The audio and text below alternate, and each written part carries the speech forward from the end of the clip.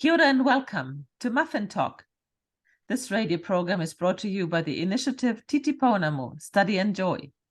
Muffin Talk is a weekly radio program to which I invite guests to talk about their work and their passion for issues on community programs, social justice, Bible studies, or interfaith relations. Today, I've invited Gatluak Chuol to a Zoom recording for broadcast. Gatluak, a warm welcome and hi to my radio program. Oh, thank you. Thank you for welcoming me. Thank you so much. My Gatluak, pleasure. I hope that I pronounced your name correctly. Gatluak Chuol is originally from Sudan, Africa. He had to flee his home when he was very young and then spent many years as a refugee in different refugee camps. Since 2015, he lives in Aotearoa, New Zealand, and has been involved in community and advocacy work. Gatluak, Sudan borders countries like Egypt, Eritrea, Ethiopia, the Central African Republic, and other countries. It used to be one of the biggest countries in Africa, and there are big deserts, but also there's very fertile land along the River Nile, which is the biggest river in Africa. What are the reasons for you to become a refugee? It sounds so beautiful.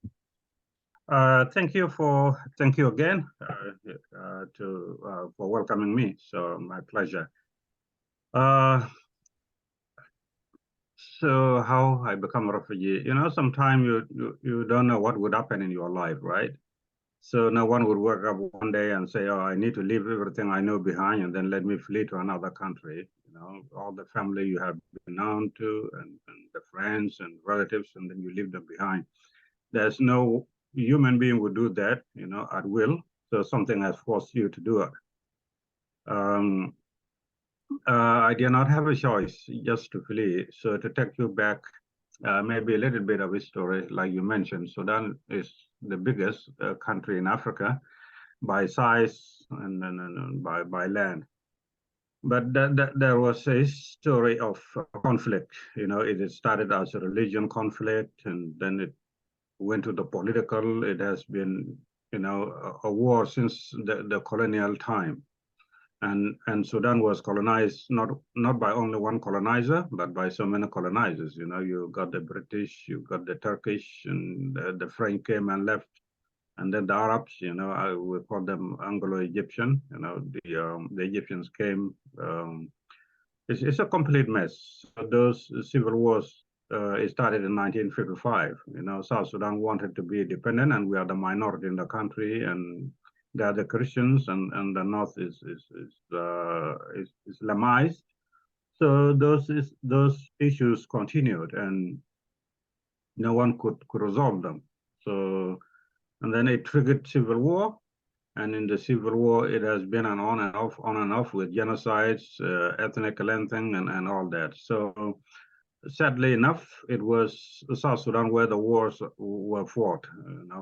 One of them, as I can remember when I was a child, they used to come to the villages, take the children away, or come kill anything that's alive. And it's very devastating. So it was way back in 1983, just when they changed the country into Islamic state. So they call it Sharia law. So everything has to be in Islamic law. It doesn't matter which one you believe in. The Sharia was the law for the whole country. For the whole country. For the whole country. You don't even go to church on Sunday. Oh. So yeah. So forget about Christmas, forget about the rest. So you have to follow the Islamic laws. So that triggered a rebellion from the southern part of the country where I come from, and then a war broke out, civil war, and they came to our village one day, cleaning it up. That's how they call it, even cutting down the trees, kill anything that moves. So I fled to Ethiopia, me alone, because they came. To clean the villages up. The government forces come through the ground with the tanks, and they come with the airplanes, the bombs. So I fled to Ethiopia by myself because we are disarray. It was a war. I did not know where my family was. And I think at the time I was 13 years old, so fled to Ethiopia. Stayed there as a refugee in a refugee camp. Then my family joined me later, some months later. So you say you were 13 years old and you fled without your family, all by yourself? Without family, it's so traumatizing, you know. It's like, and you have to do some strategies to survive, though. You know, Yeah. like, you know, we have to walk at night because at day they can see you. They follow us with bombs. And even I saw one guy was caught. I knew the guy. They got him. You know, they tied him on the tree and then they poured gasoline on him. They burned him alive. And it was like, I could not forget the images. You know, I was hiding in the bush and yeah, so many things. You know, You had to flee. You had to flee of the people who were trying to kill you, but there would have also been animals that could be a danger. How did you survive? That must be a so huge so struggle. the good thing about me that time, you know, I grew up along the river, so we have so many rivers, so I get used to identifying which area has so many crocodiles, you know, which area. So you have to develop some strategies, you know, and would be like, oh, I cannot cross here because it looks like it would be a hub for crocodiles. And oh, this area maybe have so many poisonous snakes. So yeah, but sometimes you don't have a choice because if they start dropping bombs, so you have to dip into the river because that's the only safe space for you. You know, from Ethiopia, it took us it would be a distance for like in a normal in a normal day, it would take you maybe for 3 weeks or 1 month, but it took us a few months to get there because you don't have to go straight. You know, maybe you have to hide in a bush maybe for half of the day or for a day, and then if they're not there, and then you start walking at night. Yeah, that's the story for any South Sudanese. Maybe some of them went through a tough time than myself. You know, I heard these stories from some of my friends. They were trying to drink the urines, but they did not have urine because they crossed to the area where there's no water and just a semi-desert, and yeah. And when you said we, how many people were together with you when you were running away?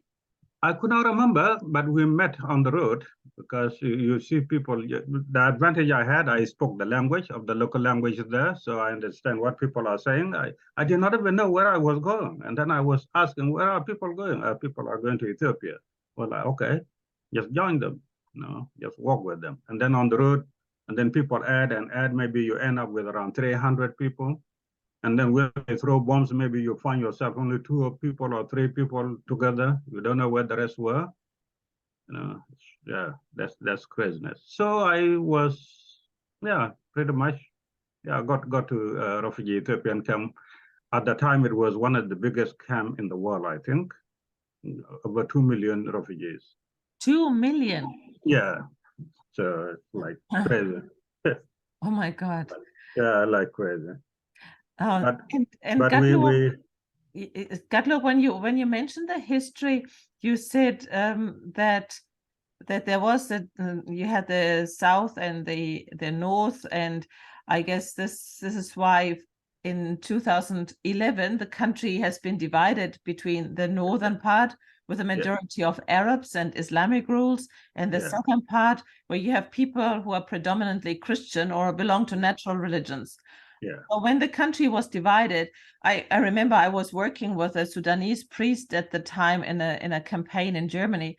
He was so much full of hope for peace in the future and for the region. How has the situation developed since? When South Sudan became independent, everybody was happy. You know, our friends. You know, we had a lot of friends from all over the world. You know, we have the Americas. You know, the two Americans. You know, the North and the South America, and we have the Europe, and we have the Pacific. We have friends all over the world. You know, we thought we will manage ourselves. You know, because that's what we wanted. We want to be a separate people. You know, create a space which is good for any faith we have, you know, and because all along we have been saying, leave the religion aside, you know, let's be people first, and then you can practice any religion you want to practice. So this is what was missing in that administration. But when we became independent in 2011, 9 July 2011, 2 years later, another civil war started within South Sudan. So it's still going on now.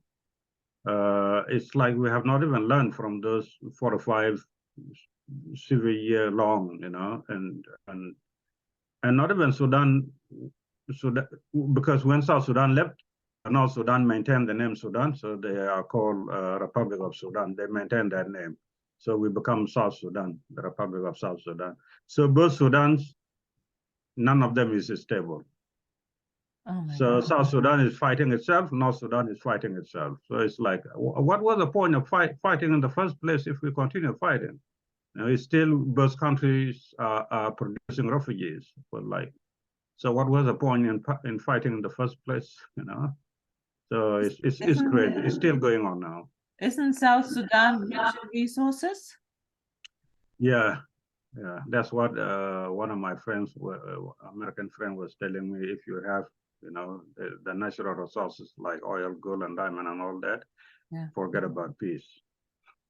You will never have peace because it will be, yeah, it will be messed all the time. And we learned that from countries in that situation like Congo, close to us. So they have never seen stability as well. So, yeah. So when you said earlier, so you were in a refugee camp, and that was 2011 when Sudan was divided. Do you still have the refugee camps? You went into the refugee camp in the late 1980s, correct? Yeah. And how long did you stay there? I guess they are still staying. The refugee camps are still. They're still there. They're still there. And that time we had only three refugee camps in Ethiopia. And now I don't know. They have camps everywhere. At the time when I was there, a little bit of that background. Ethiopia was in a communist state. You know, it was led by a communist agenda. Mengistu Haile Mariam was the president at the time, and when we came, you know, we had this Sudanese rebels and all that, and then we all come to the camp, and then there was the issue of education because refugee children were not allowed to go to school. And that was one of my hardest, one of my difficult times, you know, trying to continue with my education, but there was no way. And even there was a time I changed my name and then went to Ethiopian school thinking I would not be identified, but I was taken out with many of children, the refugee children. And, so it was very difficult time. So what I did was, we had a small tent, and then me and my 2 cousins, we got somebody to teach us, you know, with ABCs in that tent and hiding, you know, from the people. We did not have any pen or pencil, and we just write on the sand, you know. We make it a little wet, and then we write that. That's how I started.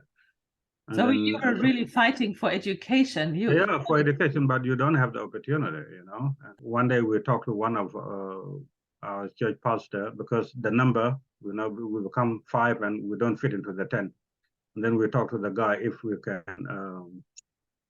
come to the church. He was like, okay, yeah, you can use it for teaching. And we brought the guy. We used to sell our food and give it to him, you know, to hire somebody as our tutor.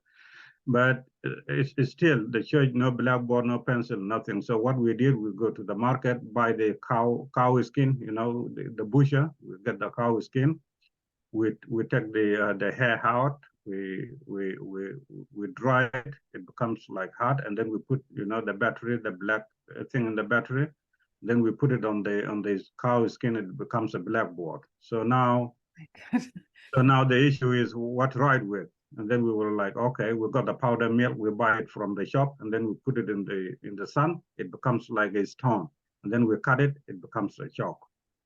My God, you were really creative. My God. So we give it to our teacher. That's how he started, teaching us. So this is how my education started, That is amazing.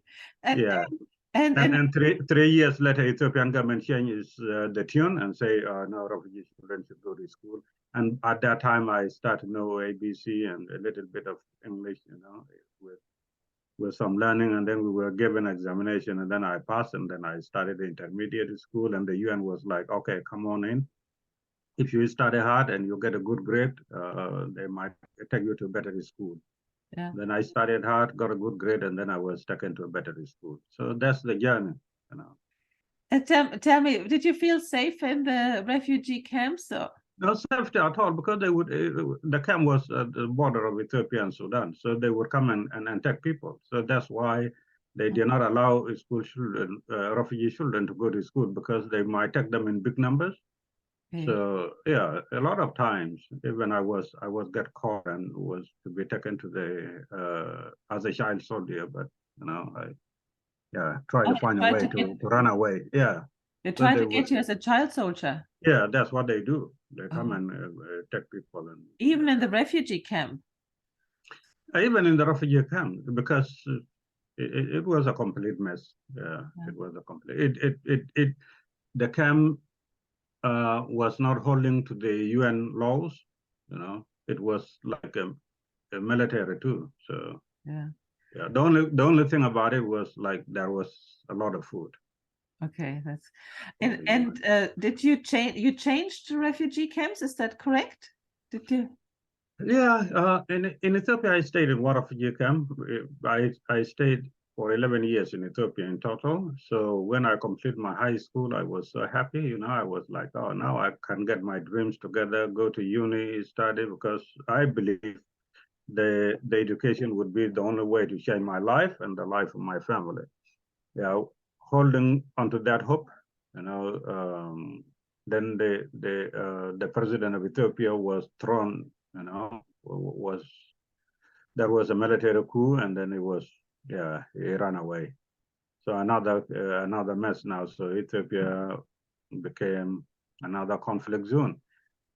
So it was in a war, death everywhere. So I had to run again to Kenya, the same way I came to Ethiopia. So the same way I ran from Ethiopia to Kenya, start life again, all over again as a refugee.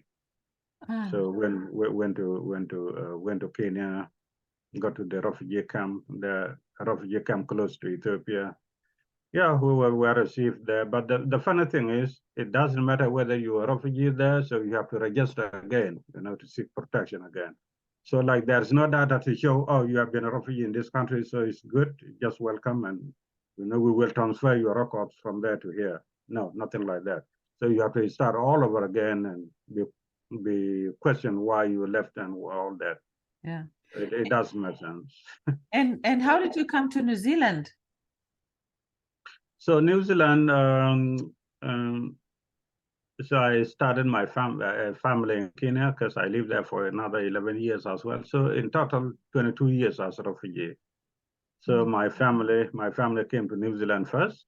I got stuck somewhere, in a war zone in Sudan, and my family came here, qualified for women at risk program. It's one of the programs the UN and New Zealand government share together. So yeah, I did not know. So when I came back, my family is here, and went to the States, because this is one of the settlement issues. So you don't get linked up with the family. So you take whatever is available. You don't have a choice where to go. They tell you where to go. So when you say this is the leadership of the refugee camp No, the United Nations. The United Nations. Because the thing is, you get protected as a refugee, right? You get that protection, the asylum, and then you become a refugee. Then you get another step to go. Why you think you should be resettled to a third country? Why? So you're like, like a court case where you have to win a case. You have to build a case why you deserve, out of these 2 million refugees, why you need to be the only one to go. So you have to build a very good case, you know. So, yeah, and so once they approve your case, and then we will put it there, any resettlement country that comes, or they will be like, so and so go to this one, so you don't have a choice to say no. So your family was taken to New Zealand and you went to America first. To America. So we have to find a way how we can come together, but also there's a law here, you know, you have become the citizen first.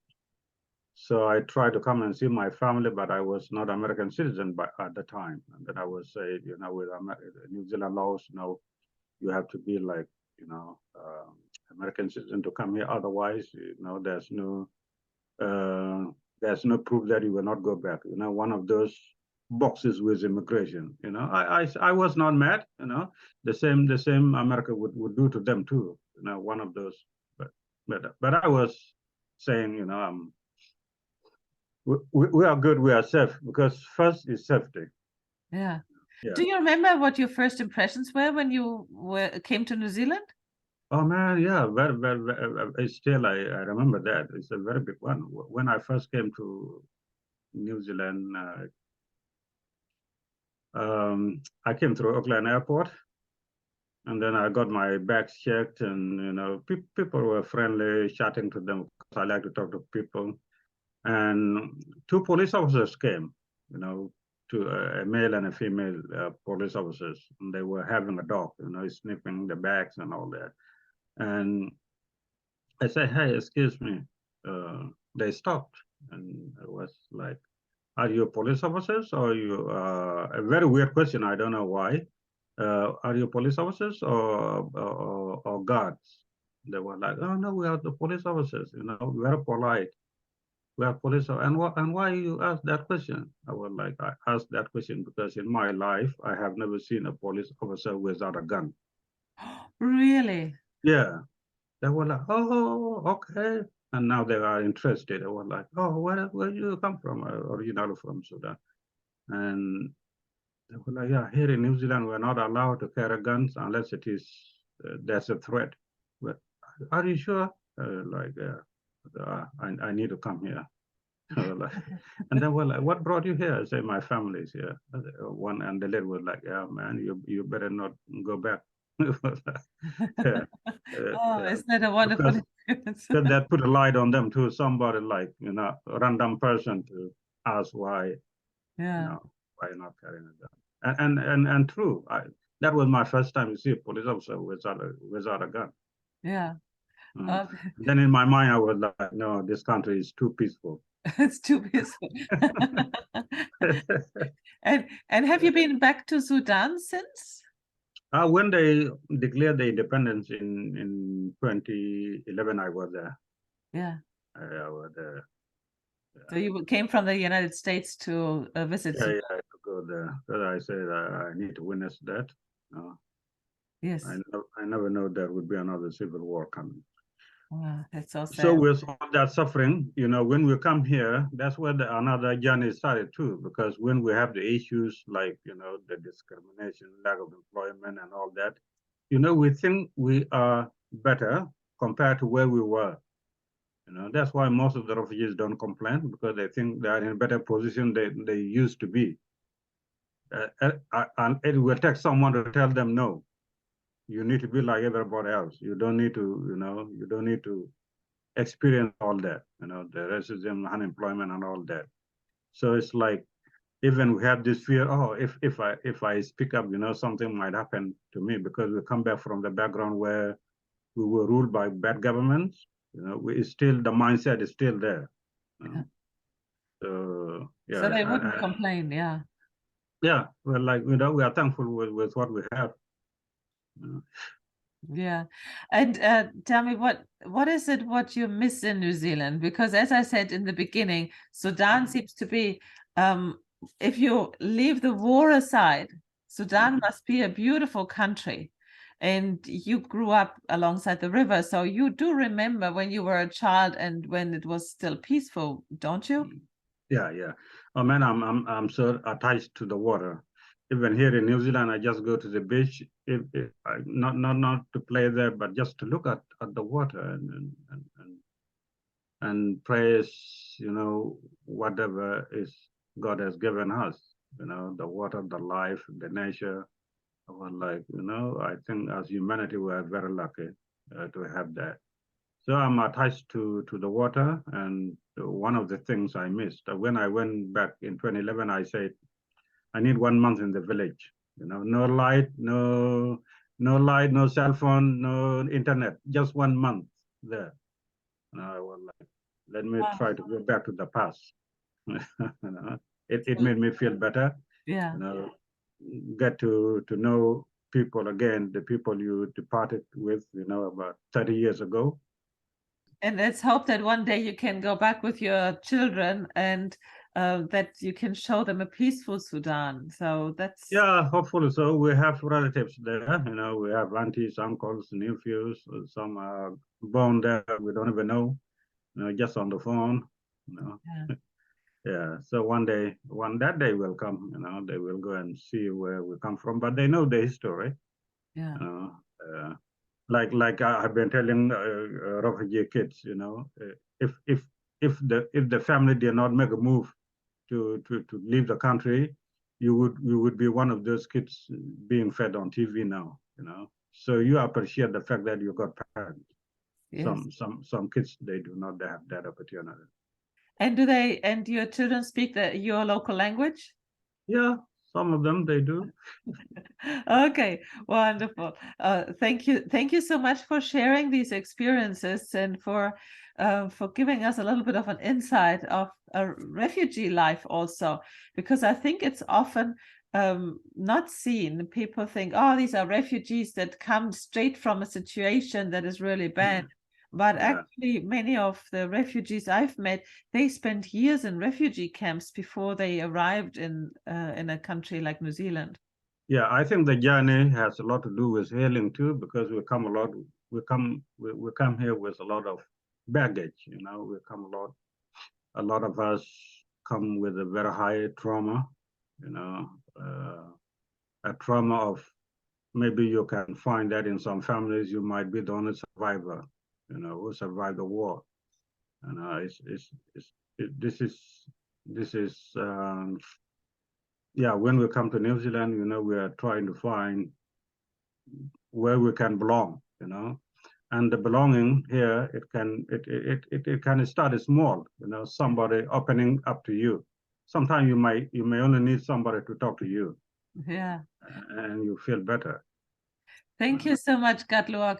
That is really, thank you for sharing this.